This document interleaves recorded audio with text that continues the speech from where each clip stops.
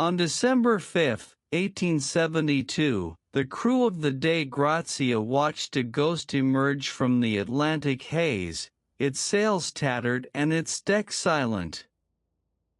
There was no one at the helm, yet the ship moved with a haunting, rhythmic grace as if steered by an invisible hand through the rolling swells. This was the beginning of the greatest maritime mystery in history, a puzzle that has defied logic, law, and science for over a century and a half. When Captain David Morehouse peered through his spyglass 300 miles off the coast of the Azores, he expected to see a fellow mariner offering a salute. Instead, he saw the Mary Celeste, an old sailing ship he knew well, yawing wildly in the wind. The vessel was a brigantine, a sturdy workhorse of the Atlantic, but on this afternoon, it looked less like a merchant ship and more like a floating coffin. Morehouse knew the man in command of that ship, Captain Benjamin Briggs, a veteran sailor of impeccable character. Briggs was not the kind of man to let his sails flap in such a disorganized, dangerous manner. Morehouse signaled the ship. No response. He signaled again. Silence. The sea that day was a restless, slate-gray expanse, a typical stormy sea ship environment where the wind howls through the rigging like a mourning widow. Sensing something was terribly wrong, Morehouse ordered a small boarding party, led by his first mate Oliver DeVoe, to row across the churning water and investigate. As the small boat pulled alongside the Mary Celeste, the men felt a cold dread that had nothing to do with the winter air. They climbed the side and stepped onto the abandoned ship deck, expecting to find a crew incapacitated by illness or perhaps the aftermath of a violent struggle. What they found was far more unsettling: nothing. The Mary Celeste was a vessel of echoes. The masts groaned, and the rigging slapped against the wood, but there were no voices. DeVoe and his men searched the cabin, the hold, and the galley. They found the ship's wheel spinning freely, the binnacle tilted, and the compass broken. But most importantly, they found the ship in a state of impossible suspension. In the galley, it appeared as though breakfast had been recently prepared. In the captain's cabin, the personal effects of Briggs's wife, Sarah, and their 2-year-old daughter, Sophia, were neatly arranged. A sewing machine stood with a piece of fabric still under the needle. It was a disaster frozen in time, a snapshot of a life that had been interrupted mid-breath. To understand the ghost ship, we have to go back to the beginning, to the morning of November 7, 1872. The Mary Celeste sat in New York Harbor, loaded with 1,701 barrels of industrial alcohol bound for Genoa, Italy. This was a high-stakes voyage. Industrial alcohol was volatile and dangerous, but the profit margins were significant. Captain Benjamin Briggs was a man of deep faith and rigid discipline, a teetotaler who brought his family along because he couldn't bear to be away from them for the months the crossing would require. He was joined by a hand-picked crew of 7 experienced sailors. These were not the desperate, drunken men often found in the ports of the 19th century, these were professionals. They set sail into a foggy ocean, the kind of thick, white soup that swallows sound and distorts distance. For 2 weeks, the weather was fair. The logbook, recovered later by DeVoe, showed a perfectly routine voyage. Day after day, the entries recorded weather conditions, coordinates, and the mundane tasks of a merchant crew. The last entry was dated November 25 at 8 a.m. It placed the ship near the island of Santa Maria in the Azores. There was no mention of storms, no mention of mutiny, and no hint of the terror that must have followed.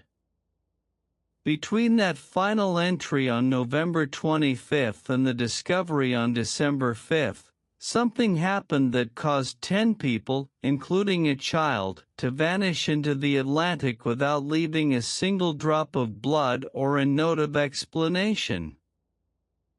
When the boarding party from the Dei Gratia explored the hold, they found the cargo largely intact. However, there was a strange detail that would later become a focal point of forensic analysis. 9 of the 1,701 barrels of alcohol were empty. The red oak barrels used for the alcohol were more porous than the white oak barrels used for other liquids, but why were exactly 9 of them drained? Had they leaked, or had they been opened? DeVoe also noticed that the ship's only lifeboat was missing. The main halyard, a sturdy rope used to raise the mainsail, was broken and hanging over the side. The ship's papers, the sextant, and the chronometer were gone. It appeared that the crew had left in a hurry, taking only their navigational tools and piling into a single, overcrowded lifeboat in the middle of the ocean.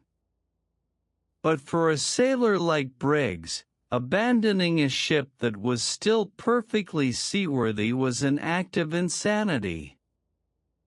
The Mary Celeste was not sinking.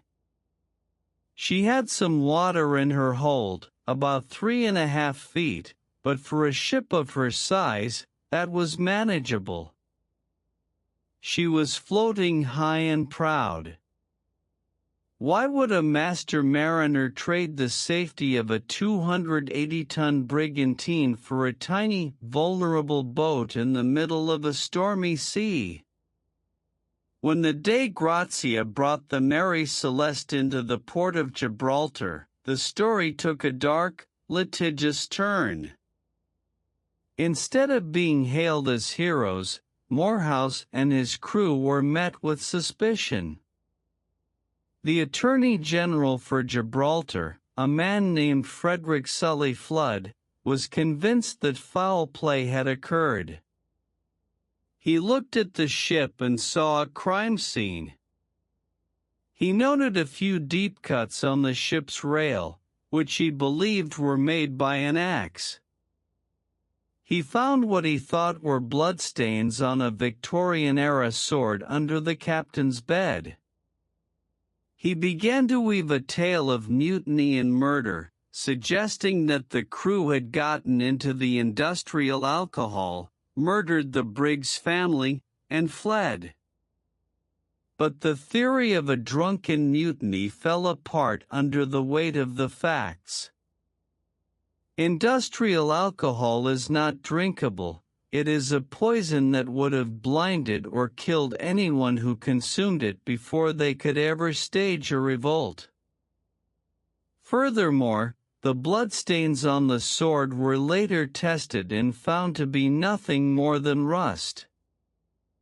The cuts on the rail were determined to be natural wear and tear from the sea. Despite the lack of evidence, the shadow of suspicion hung over the case for decades. Even the way the information was recorded and delivered during the inquiry reflected the chaotic nature of 19th-century maritime law. Unlike modern systems, where we have highly organized delivery arrangements for health systems and forensic data, much like the systematic reviews described in modern research like the 2017 Cochrane database study on delivery arrangements, the 1872 inquiry was a mess of hearsay and bias. If it wasn't mutiny, and it wasn't pirates, since no valuables had been taken and the cargo remained, what could drive a veteran captain to flee his own ship? One of the most compelling scientific theories focuses on those 9 empty barrels. Scientists have hypothesized that the industrial alcohol leaked, creating a cloud of highly flammable, invisible vapors in the hold. In the heat of the sun, or perhaps through a small spark caused by the friction of the barrels shifting, these vapors might have caused a flash fire. This is a type of explosion that creates intense heat and a terrifying roar but does not necessarily leave scorch marks or cause a sustained fire. Imagine the scene. Captain Briggs, smelling the pungent, sweet scent of alcohol and hearing a low rumble from beneath the deck, fears the ship is about to explode. He orders everyone into the lifeboat as a precaution, intending to trail behind the Mary Celeste on a long rope until the danger passes. Then, the wind picks up. The rope, perhaps the main halyard found hanging over the side, snaps. The Mary Celeste, sails still set, catches a gust and pulls away. The crew, trapped in a small, overloaded boat without oars, can only watch as their sanctuary sails off into the foggy ocean, leaving them alone in the vast, cold Atlantic. This theory is explored in depth in various historical texts, including the 1990 publication The Mary Celeste, which spans 246 pages and provides detailed illustrations in 24 centimeters of forensic mapping of the vessel's layout. This book remains a cornerstone for those trying to piece together the ship's final hours. The 1990 analysis suggests that the captain's decision-making was likely influenced by a faulty pump. If Briggs believed the ship was taking on water faster than it actually was, combined with the fear of an explosion, his decision to evacuate becomes a tragic error in judgment rather than an act of madness. Yet, there are elements of the Mary Celeste that lean into the supernatural, the kind of dark history that refuses to be solved by chemistry alone. Some have whispered of a curse. The ship was originally named the Amazon, and its history was marred by tragedy long before it became the Mary Celeste. Its first captain died just 48 hours after its maiden voyage began. It was involved in several collisions and ran aground more than once. When it was eventually rebuilt and renamed, many sailors believed the bad luck had simply been baked into the wood. The disappearance of the crew left a void that was filled by increasingly wild rumors. For a time, people believed in a giant squid attack, suggesting the creatures had plucked the sailors from the abandoned ship deck one by one. Others suggested a waterspout, a tornado at sea, had vacuumed the people into the sky, leaving the ship untouched. While these theories sound like the stuff of penny dreadfuls, they highlight the desperation of the public to find an answer that didn't involve the terrifying reality of the unknown. The fate of the 10 souls on board remains the darkest part of the tale. No trace of the lifeboat was ever found. No bodies ever washed ashore. No piece of clothing, no scrap of the sextant, and no letter in a bottle ever surfaced to tell the story of their final moments. They simply ceased to exist. Captain Benjamin Briggs, Sarah, little Sophia, and the 7 crewmen were swallowed by the deep, leaving behind a ship that would continue to sail under a cloud of infamy. The Mary Celeste was eventually put back into service, but she was a pariah.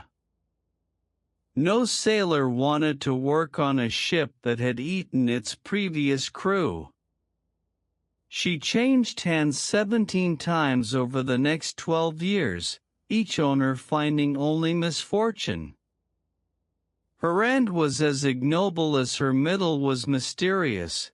Her final captain intentionally ran her aground in Haiti as part of an insurance fraud scheme in 1885. He tried to burn the wreck, but even then, the Mary Celeste refused to be easily destroyed. The wood was too saturated, the spirit of the ship too stubborn. The wreckage remained visible for years, a skeleton of timber rotting in the sun, a monument to a mystery that would never be solved. What remains of the story today is a chilling reminder of the fragility of human existence against the backdrop of the ocean. We like to believe that with our modern technology, our systematic reviews, and our forensic delivery arrangements, we could have solved the Mary Celeste mystery in a weekend. But the sea is a vast, unindexed library of secrets. Even today, ships vanish. Even today, the Atlantic claims lives without explanation. As you look at the paintings of that old sailing ship, drifting alone in a foggy ocean, you have to wonder what Briggs saw in those final moments. Was it a cloud of vapor? Was it a momentary panic? Or did they see something out there in the gray expanse that convinced them the sea was safer than the ship? The logs tell us where they were, and the cargo tells us what they carried, but the silence of the Mary Celeste tells us the truth, that there are places in history where the light of reason fails to reach, leaving only the cold, rhythmic slapping of waves against a hollow hull. The Mary Celeste isn't just a ship, it is a ghost story that lives in the liminal space between fact and nightmare. It reminds us that sometimes, the most terrifying thing isn't what we find in the dark, it's what we don't find. The ship was found full of life's necessities, full of cargo, and full of potential, yet it was utterly, devastatingly empty. 10 people stepped off the edge of the world and into the abyss, leaving us to stare at an empty deck and wonder when the sea might come for us, too. If you find yourself near the coast on a night when the fog is thick and the moon is hidden, listen to the sound of the rigging. Some say the Mary Celeste still drifts in the places where the maps go blank, a silent witness to a tragedy that has no end. The ocean holds its breath, waiting for the next ship to stumble into its quiet, hungry embrace. Stay vigilant, for the dark history of the sea is written in water, and water never forgets. If you want to dive deeper into the shadows of the past, join us as we uncover more of history's most unsettling secrets.